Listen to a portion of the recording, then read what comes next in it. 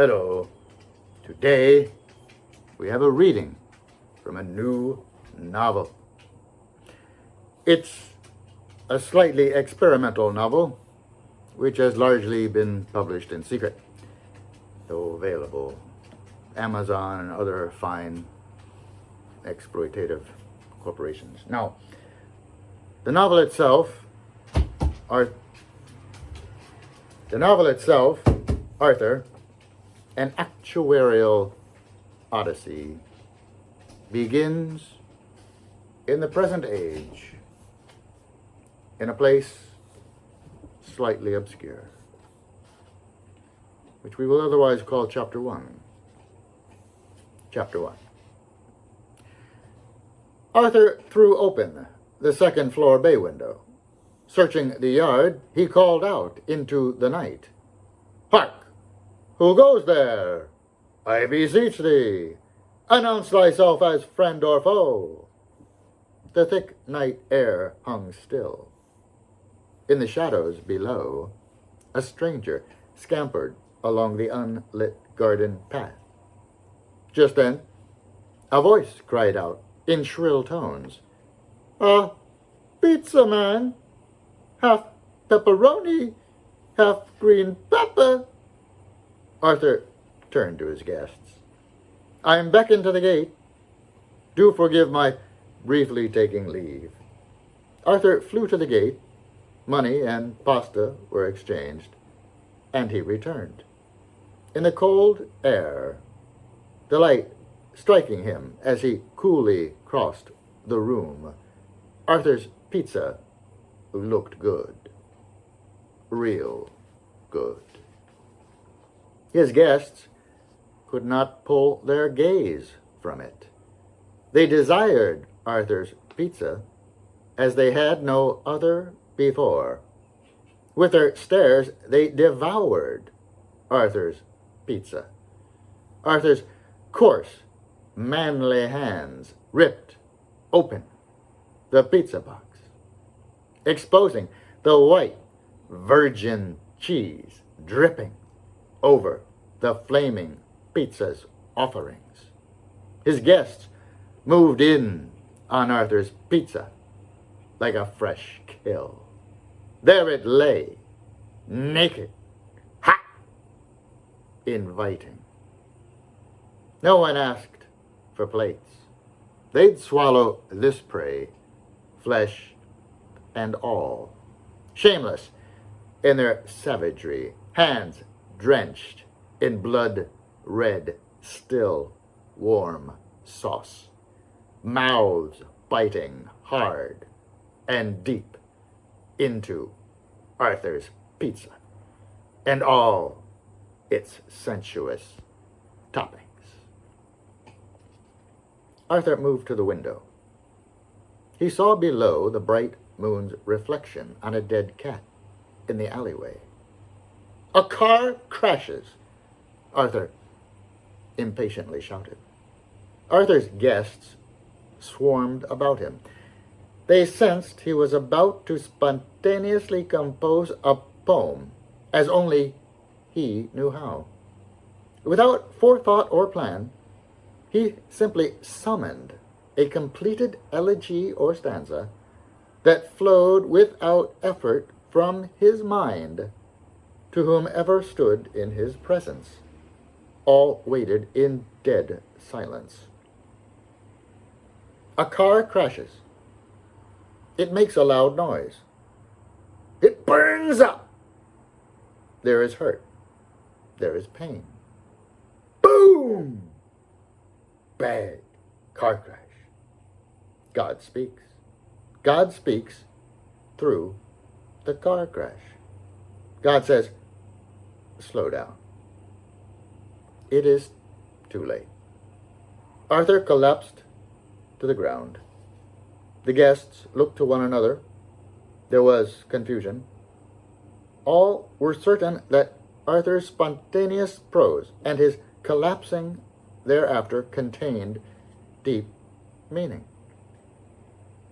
Many felt that it was a sign to build a fire and sacrifice his body to release his tortured soul to a higher plane. It was decided that they must mutilate his shackled bodily form to free his soul from its polluted mortal prison. This woke Arthur.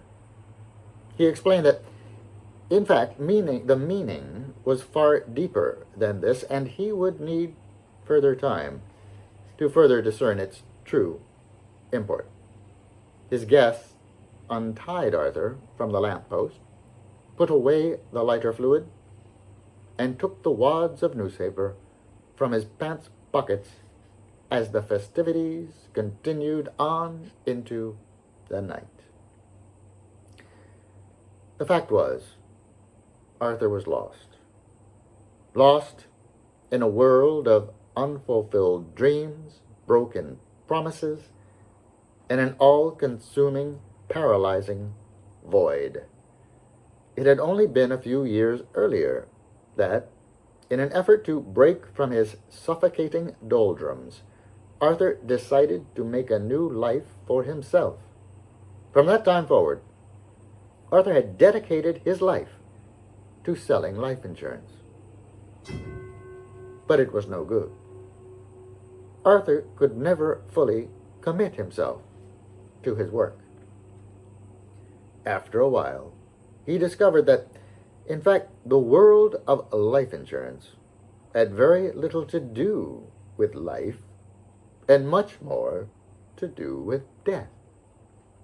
This depressed Arthur.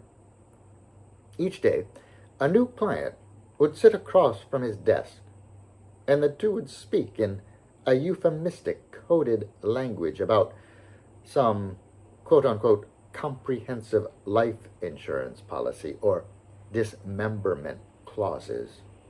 But the whole time, the two knew what they were really talking about: how much his client's family could expect to cash in on his rotting corpse.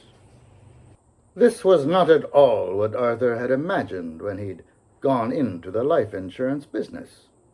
Arthur's idea of life insurance was just that: insuring the public against suffering an empty, purposeless life.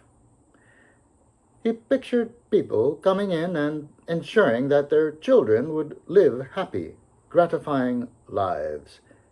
He imagined insurance claims that spawned long philosophical dialogue in which he and his client could engage in profound introspection, exploring the very essence of our existence and the nature of genuine contentment in a society locked within the confines of a modern, hedonistic world. Instead, too often, he found himself immersed in the grisly details of double homicides and suspicious drownings. This was not for Arthur. Arthur, after 2 months, quit the agency to open his own, the happily ever after life insurance agency. Arthur's policy was simple. He would insure anyone up to $100,000 that their life would be a fulfilling and rewarding experience in which they would find deep meaning and purpose. The happily ever after life insurance agency would open a policy with no one over 10 years old. Furthermore, no one could file a claim before age 55.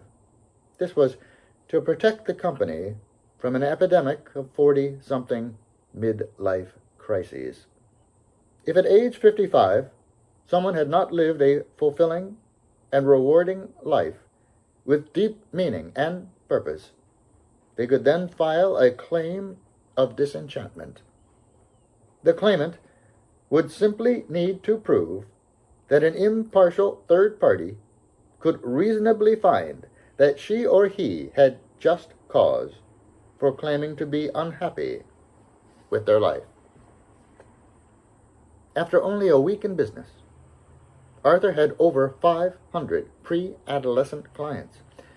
Parents flocked to Arthur's agency after he'd posted an ad in the local paper imploring them to, quote, help ensure their children's future in these troubled and uncertain times.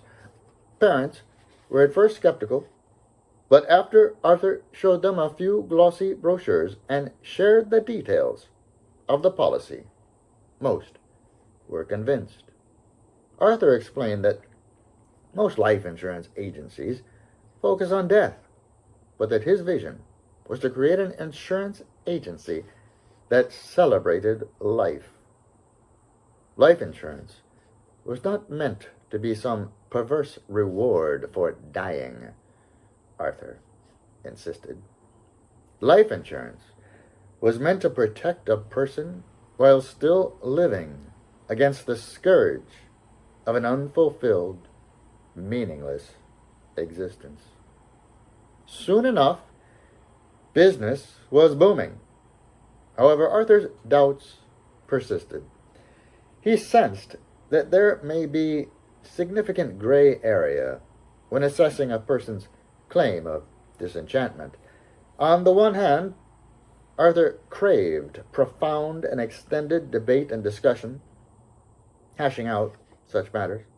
On the other hand, his accountant grumbled over the complexity of calibrating actuarial tables to accurately factor in genuine angst, forlornness, and discontent, while weeding out undue resentment, jealousy, and paranoia. His legal counsel, meanwhile, insisted that Arthur exclude claims traced back simply to bad parenting. He told Arthur this would be like offering auto insurance for liability, collision, or whatever. It became obvious what Arthur had to do. He could not in good faith continue to operate the happily ever after life insurance agency without further answers. Both his accountant and his lawyer made this clear. It was crucial that Arthur dedicate himself to discover the true meaning and purpose of life so as to protect himself from fraudulent claims. Arthur knew they were right. After all, to sell fire insurance, one must know about fires. To sell flood insurance, one must know about floods. So who was he kidding, trying to sell life insurance when he himself knew so little about life? Arthur's search for the meaning and purpose of life soon became his mission, his passion, his drive. Arthur, along the path to which this led, a path that chose him as much as he chose it, Arthur would weather unspeakable hardships, battle inscrutable foes, and stare down some of humankind's deepest fears and darkest nightmares. Thus it was that Arthur set out to discover the meaning and purpose of life so that he could more adequately prepare to sell insurance for it. His first stop was the bathroom. That ends Chapter 1, and certainly leaves most people pretty hungry for Chapter 2 next week. See you then.